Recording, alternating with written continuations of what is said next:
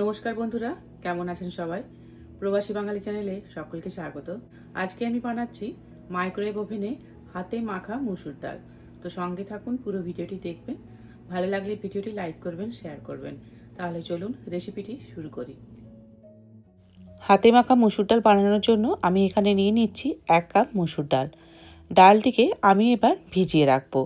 তো তার জন্য আমি এখানে নিয়ে নিয়েছি গরম জল। গরম জলে ডালটি ভিজিয়ে রাখলে রান্নাটা খুব তাড়াতাড়ি হয়ে যায়।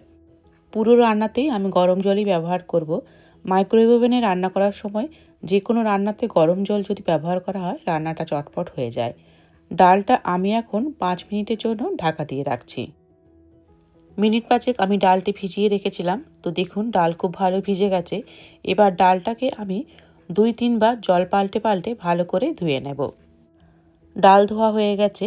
আর এখানে রান্নার জন্য নিয়ে নিয়েছি কুচনো পেঁয়াজ, কুচনো টমেটো, কিছুটা পরিমাণে আলু, আর নিয়েছি কাঁচা লঙ্কা। আলুর পরিবর্তে এখানে যে কোনো সবজি আপনারা দিতে পারেন। এবার একটা মাইক্রোওয়েভ শেপ বাটি এখানে নিয়ে নিয়েছি। এর মধ্যে দিয়ে দিচ্ছি 2 টেবিল চামচ সরষের তেল। তেলটা আমি এখন মাইক্রোওয়েভ করে নেব।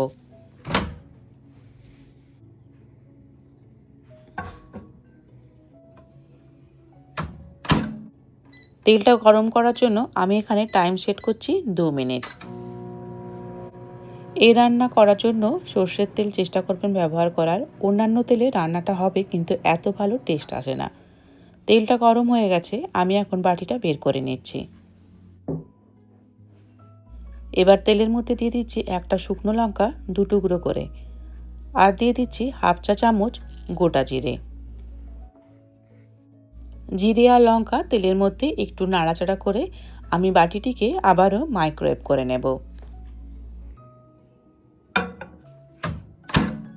যেহেতু তেলটা আমি একবার গরম করে নিয়েছি আর এখন গরম রয়েছে, তো তার জন্য আমি এখানে টাইম দিচ্ছি 1 মিনিট। ফোড়নে গোটা জিরের বদলে 5 ফোড়নও ব্যবহার করতে পারেন। ফোড়নটা হয়ে গেছে, বাটিটা আমি এবার বের করে নিচ্ছি।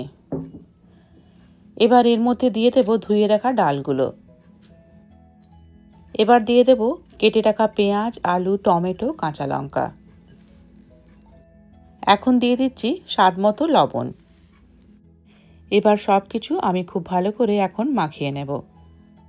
এখানে আমি এখন কোনো জলের ব্যবহার করছি না, কারণ টমেটো বা পেঁয়াজ থেকে অনেকটাই জল বেরোবে। তো ডালটিকে আমি এখন মাইক্রোওয়েভ করে নেব।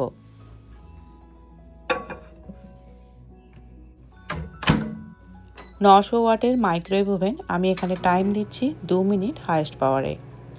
এইভাবে জল ছাড়া ডালটিকে যদি মাইক্রোওয়েভ করে নেওয়া হয়, ডালটার মধ্যে যে অতিরিক্ত জলটা থাকে সেটা অনেকটা অ্যাবসর্ব করে নেয়। 2 মিনিট হয়ে গেছে, ডালটা আমি এখন বের করে নিচ্ছি। এবার চামচ দিয়ে আমি ডালটিকে একটু ওপর নিচ করে দিচ্ছি। দেখতেই পাচ্ছেন ডালের কালার অনেকটাই চেঞ্জ হয়ে গেছে। এবার এর মধ্যে দিয়ে দিচ্ছি হাফ চা চামচ হলুদ গুঁড়ো। হলুদটাকে ভালো করে ডালের সাথে মিশিয়ে নেব। আমি এখানে কাঁচা লঙ্কা ব্যবহার করেছি। আপনারা যদি আর একটু ঝাল খেতে পছন্দ করেন, তাহলে এখানে কিন্তু আপনারা গুঁড়ো লঙ্কাটাও ইউজ করতে পারেন। এবার আমি দিয়ে দেব গরম জল। এখানে আমি 1 কফি মগ গরম জল ইউজ করছি। এই ডালটা একটু পুরু হলেই বেশি ভালো লাগে। তো আপনারা যদি পাতলা করতে চান তাহলে আরেকটু বেশি পরিমাণে জল দিতে পারেন। এখন বাটিটিকে আমি মাইক্রোওয়েভ করে নেব। একটি মাইক্রোওয়েভ শেপ প্লেট দিয়ে আমি বাটিটিকে ঢাকা দিয়ে দিচ্ছি। আমি এখানে টাইম দিচ্ছি 6 মিনিট।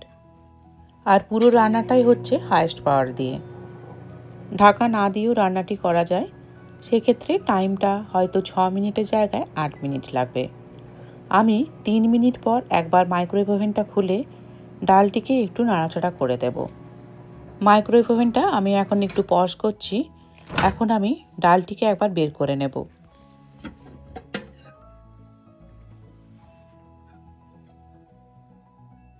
গ্যাসে রান্না করার সময় আমরা যেভাবে একবার করে ডাল নেড়ে দিই, ঠিক সেইভাবে আমি এখন ডালটাকে একটুখানি নেড়ে দিচ্ছি। এবার এটিকে আমি আবারও মাইক্রোওয়েভ ওভেনে দিয়ে দেব। আবারও আমি বাটিটিকে ঢাকা দিয়ে দিচ্ছি। যে টাইমটা বাকি ছিল সেটাই আমি অন করে দিলাম। খুবই সহজ একটা রেসিপি, যে কেউ সহজেই বানিয়ে নিতে পারে। আর টাইমও খুব কম লাগে, 5 থেকে 6 মিনিটের মতো। এটা গ্যাসে বানাতে গেলে হয়তো 12 থেকে 15 মিনিট লাগবে। ডালটা হয়ে গেছে, আমি এখন বের করে নিচ্ছি। এখন ডালটাকে চামচ দিয়ে একটু ঘেঁটে নেব। এই যে দেখুন, ডাল আলু খুব ভালো সেদ্ধ হয়ে গেছে। আমি যেভাবে ডালটা বানালাম ঠিক এইভাবে বানালে 5 থেকে 6 মিনিটের মধ্যেই কিন্তু ডালটা হয়ে যায়। ডালটা আমি একটি অন্য বাটিতে এখন ঢেলে নিচ্ছি। এবার ওপর থেকে আমি কয়েক ফোঁটা সর্ষের তেল ছড়িয়ে দিচ্ছি। আপনারা চাইলে ওপর থেকে একটু ধনেপাতা কুচিও ছড়িয়ে দিতে পারেন। আশা করছি রেসিপিটি আপনাদের কাজে লাগবে। বানিয়ে অবশ্যই আমাকে কমেন্টে জানাবেন আপনাদের বানানো হাতে মাখা মসুর ডাল কেমন হয়েছে। আপনাদের আজকের ভিডিও কেমন লাগলো কমেন্টে জানাবেন। আর ভালো লাগলে ভিডিওটি লাইক করবেন, শেয়ার করবেন। দেখা হচ্ছে পরের ভিডিও নিয়ে।